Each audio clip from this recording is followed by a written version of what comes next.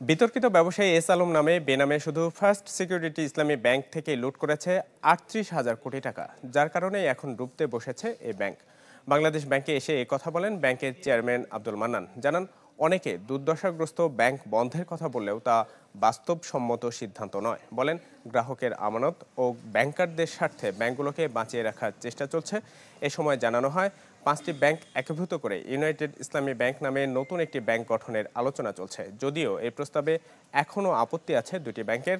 একীভূত হওয়ার প্রস্তাবে থাকা ব্যাংকগুলো হলো এসআইবিএল, গ্লোবাল ইসলামী ইউনিয়ন ও এক্সিম ব্যাংক। একীভূত হওয়ার অংশ হিসেবে ব্যাংকগুলোর সঙ্গে বৈঠক করেছে বাংলাদেশ ব্যাংক।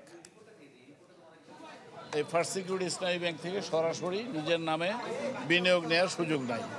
কাজেই সেভাবে যদি বলেন তাহলে তার নামে তো ১ টাকাও নাই।